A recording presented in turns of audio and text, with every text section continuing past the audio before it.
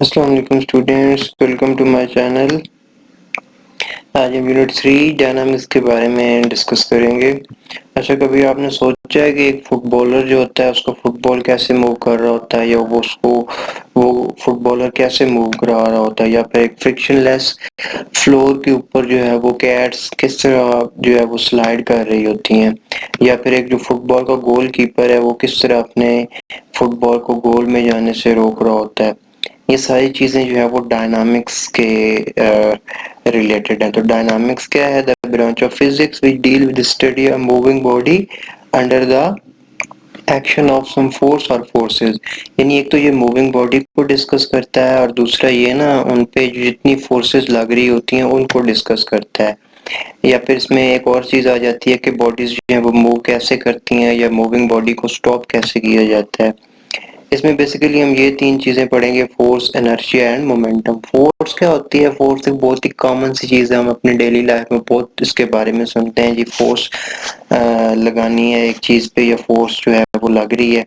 तो फोर्स क्या है? फोर्स एक्चुअली मूव और टेंड टू मूव, ये एक चीज को मूव कराती है या फिर मूविंग ऑब्जेक्ट को रोकती है। ठीक है, स्टॉप और tend to stop the motion of a body, किसी भी बॉडी की जो मोशन है उसको रोकती है ये। ठीक है, या फिर उसको रोकने पे मजबूर करती है। The force can also change the direction of motion of body. ये एक चीज की जो मोशन है उसको एक तो स्टॉप करती है, दूसरा उसको चेंज भी कर सकती है, और उसकी शेप को भी चेंज कर सकती है, उसकी डायरेक्शन को भी चेंज कर सकती है। ठीक है, हमारी तरफ एक मूविंग फुटबॉल और है, हम उसके जो है वो अपने पांव से किक लगाते हैं, वो किसी और साइड पे चला जाएगा, तो इससे क्या होगा? उसकी डायरेक्शन चेंज होगी। ठीक है, इसका एग्जांपल है cutting an apple by applying force on knife. ठीक है, जैसे बहुत ही कॉमन सी चीज है, जैसे हम नाइफ के ऊपर फोर्स लगाते हैं तो वो क्या है? एप्पल को कट कर देता है। ठीक है, इस तरह एक दूसरी चीज है इनर्शिया। ठीक है, इनर्शिया क्या है जी? इनर्शिया एक ऐसी चीज है, जैसे आप ये पिक्चर देख रहे हैं कि जब ड्राइवर ब्रेक लगाता है तो क्या होता है कि जी वो आगे की तरफ को मूव कर जाता है, उसकी बॉडी, गाड़ी रुक जाती है लेकिन वो खुद आगे की तरफ मूव कर जाता है। इसकी जो पेट डेफिनेशन है, inertia of a body is its property due to which it resists any change in its state of rest or motion। एक हमारे पास बॉडी है वो स्टेट ऑफ रेस्ट में, यानी उस पर कोई फोर्स नहीं लग रही, वो बिल्कुल रेस्ट में मूव ही नहीं कर रहा। तो और दूसरा क्या है कि अगर कोई बॉडी मोशन में है तो वो मोशन में है तो वो क्या करेगा? अपनी बॉडी अपनी ओरिजिनल हालत में रहेगा। ठीक है, तो वो क्या कहलाता है? इनर्शिया कहलाता है। तो जो ये वाली प्रॉपर्टी है बॉडीज की, ये क्या कहलाती है? इनर्शिया कहलाती है। ठीक है, या फिर एक जो एग्जांपल है बहुत ही कॉमन सी, घरों में भी आपने ट्राई किया होगा कि कार्डबोर्ड लें, उसके ऊपर एक सिक्का रखें और उसको जो है वो ग्लास के ऊपर रख दें। हम जो है वो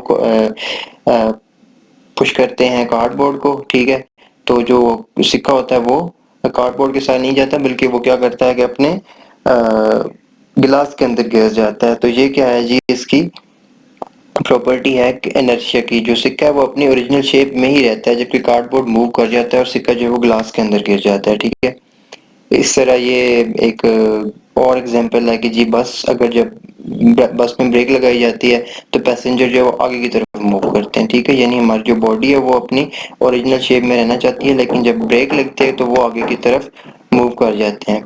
इस तरह जी मोमेंटम, मोमेंटम क्या होता है? मोमेंटम टोटली डिपेंडेंट करती है मास पे और वेलोसिटी पे, कि एक बॉडी का कितना मास है, उसकी कितनी वेलोसिटी है, ये उस पर डिपेंडेंट है। ठीक है, तो इसका जो फार्मूला है P is equal to M B.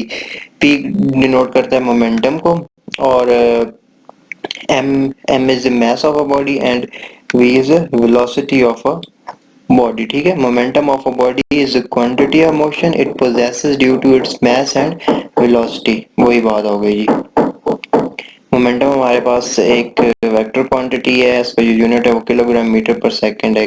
ये इस फार्मूले से आया है कि मास का यूनिट किलोग्राम एंड वेलोसिटी का यूनिट मीटर पर सेकंड। ओके, और इसके साथ हमें इसकी डायरेक्शन भी डिफाइन करनी होती है मोमेंटम की, तो इसीलिए मोमेंटम जो है वो एक वेक्टर क्वांटिटी है।